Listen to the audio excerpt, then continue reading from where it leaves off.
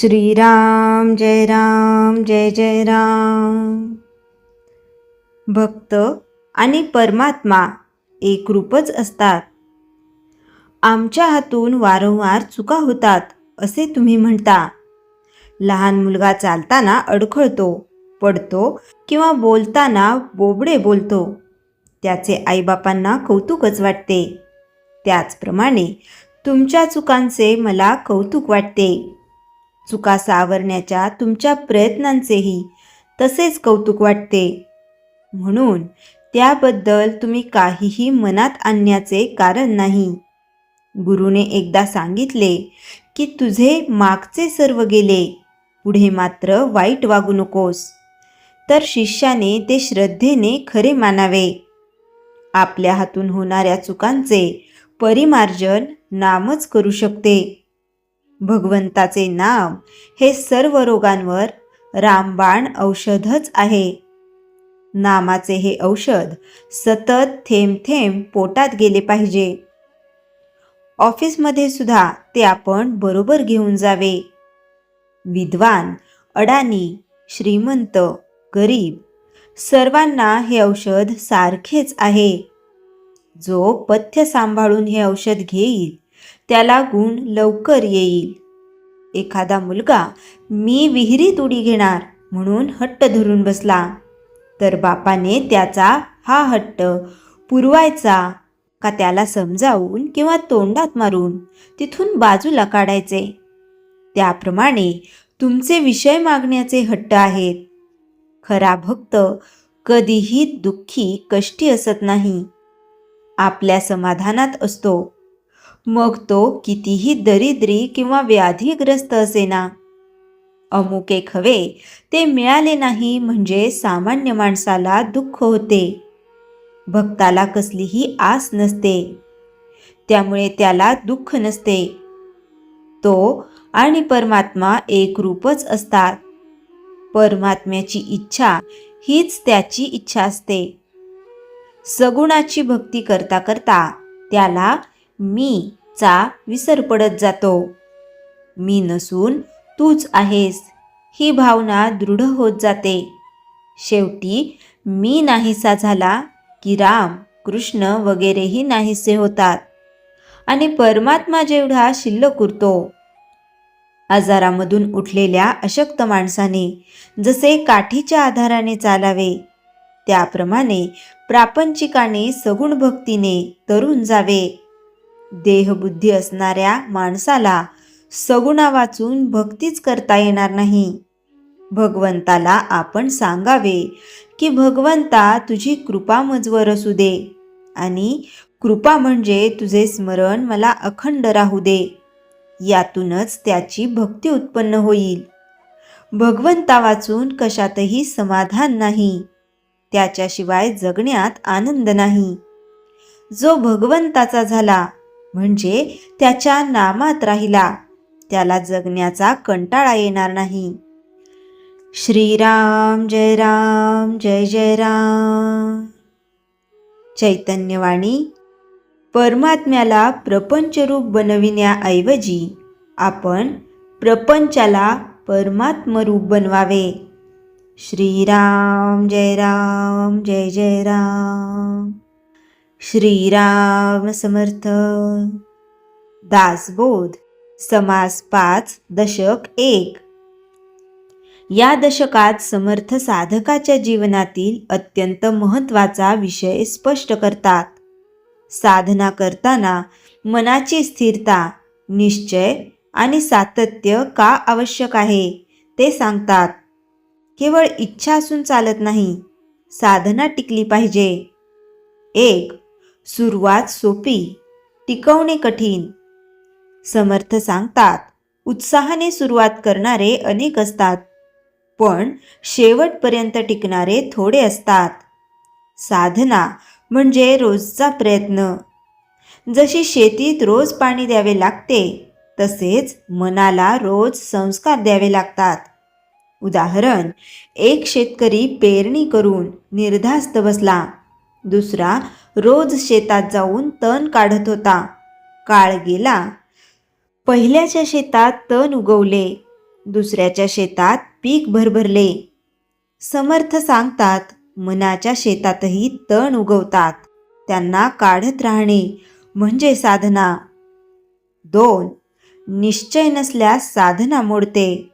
समर्थ म्हणतात, निश्चय ढळला की साधना मोडते. मनाला पर्याय दिसले की मार्ग बदलतो. उदाहरण, एक माणूस रोज चालण्याचा नियम करतो. 2 दिवस चालतो, तिसऱ्या दिवशी थकवा सांगतो, चौथ्या दिवशी वेळ नाही म्हणतो. काही दिवसांनी नियम संपतो. समर्थ सांगतात, मनाला सबबी सुचवायला फार वेळ लागत नाही. 3. साधना बाह्य नव्हे, अंतरी असते.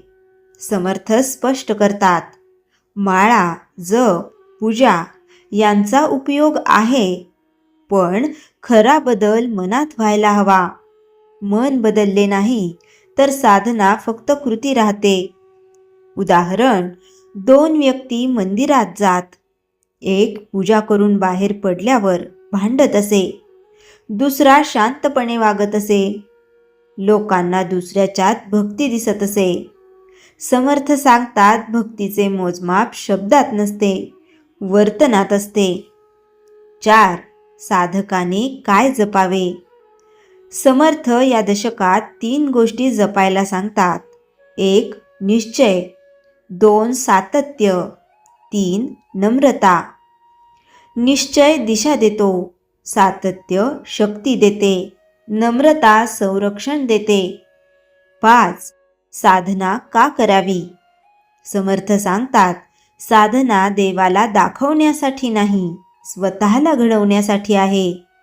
मन शांत व्हावे, विवेक जागा व्हावा, जीवन सुयोग्य व्हावे, यासाठी साधना.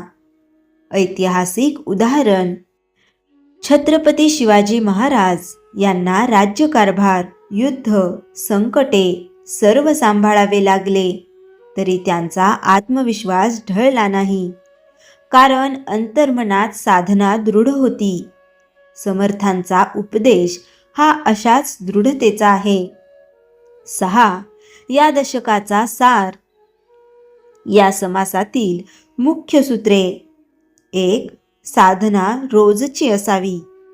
2. निश्चय ढळू देऊ नये. 3. बाह्य कृतीपेक्षा अंतरी बदल हवा. 4. सातत्याने मन घडते. 5. साधना म्हणजे स्वतःला शुद्ध करणे. समाप्ती चिंतन. समर्थ जणू आपल्याला सांगतात, उत्साहाने सुरुवात करा, पण धीराने टिकवा. नियम करा, पण मनाने पाळा. भक्ती करा, पण वर्तनात उतरवा. साधना चालू राहिली तर जीवन हळूहळू उजळते.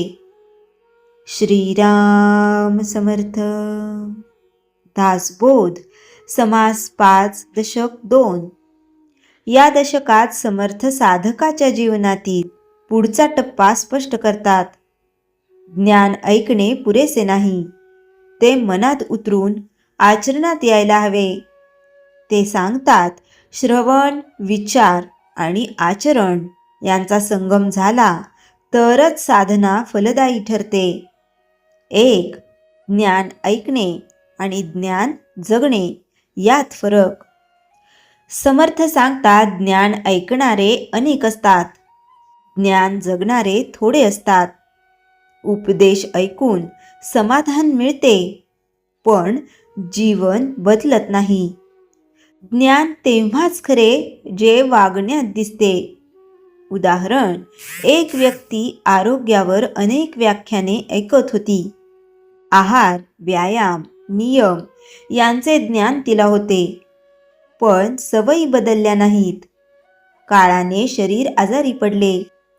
दुसरी व्यक्ती कमी ऐकत होती, पण रोज थोडा नियम पाळत होती. ती निरोगी राहिली. समर्थ सांगतात, ज्ञान साठवणे उपयोगाचे नाही, ज्ञान जगणे महत्वाचे. 2. मनाला बदलाची भीती असते. समर्थ सांगतात, मनाला जुन्या सवयी प्रिय असतात, नवीन मार्ग कठीण वाटतो. ज्ञान पटले तरी मन बदलायला तयार नसते. म्हणून साधकाने स्वतःवर लक्ष ठेवावे. उदाहरण, एखादा मनुष्य राग वाईट आहे हे मान्य करतो, पण प्रसंग आला की पुन्हा राग येतो. याचा अर्थ ज्ञान डोक्यात आहे, पण मनात उतरलेले नाही. समर्थ सांगतात, मन बदलायला सातत्य लागते. 3. श्रवणानंतर मनन आवश्यक. समर्थ स्पष्ट करतात, ऐकलेले लगेच विसरले तर उपयोग नाही. ज्ञानावर विचार केला पाहिजे. स्वतःच्या जीवनाशी जोडले पाहिजे. हे माझ्या जीवनात कसे लागू होईल, हा प्रश्न साधकाने स्वतःला विचारावा. 4. आचरण हेच अंतिम प्रमाण. समर्थ सांगतात, वाणीपेक्षा कृती मोठी. जो नम्रतेबद्दल बोलतो पण अहंकारी आहे, त्याचे ज्ञान वरवरचे. जो शांततेबद्दल बोलत नाही पण शांत जगतो, तो खरा साधक. उदाहरण, एक गुरु सतत शांतीचा उपदेश करत होता, पण लहान गोष्टींवर चिडत असे. दुसरा साधा गृहस्थ होता, तो फार बोलत नसे, पण प्रसंगात शांत राहायचा. लोक दुसऱ्याकडेच सल्ल्यासाठी जात. समर्थ सांगतात, शब्द नव्हे जीवन बोलते. 5. साधकाची 3 पावले. या दशकात समर्थ अप्रत्यक्षपणे साधनेची 3 पायरी सांगतात. 1. श्रवण, योग्य ज्ञान ऐकणे. 2. मनन, त्यावर विचार करणे. 3. आचरण, जीवनात उतरवणे. पहिल्या 2 पायऱ्या सोप्या, तिसरी खरी परीक्षा. 6. या दशकाचा सार. ज्ञान साठवू नका, जगवा. 2. मन बदलण्यासाठी धीर ठेवा. 3. ऐकलेल्या ज्ञानावर विचार करा. 4. आचरणाशिवाय साधना अपूर्ण. 5. जीवनच खरे प्रवचन असते. समाप्ती चिंतन. समर्थ जणू आपल्याला सांगतात, उपदेश ऐकून समाधान मानू नका, तो स्वतःवर लागू करा.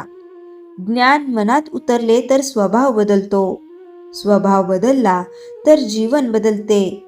साधना म्हणजे बाह्य दिखावा नव्हे, ती अंतर्मनातील रूपांतराची प्रक्रिया आहे. श्रीराम समर्थ. श्रीराम जय राम जय जय राम. जयाच्या जनी जन्मनामार्थ झाला, जयाने सदा वासनामात केला. जयाच्या मुखी सर्वदा नाम कीर्ती, नमस्कार तया ब्रह्मचैतन्य मूर्ती. श्रीराम जय जय राम. जानकी जीवन स्मरण जय जय राम.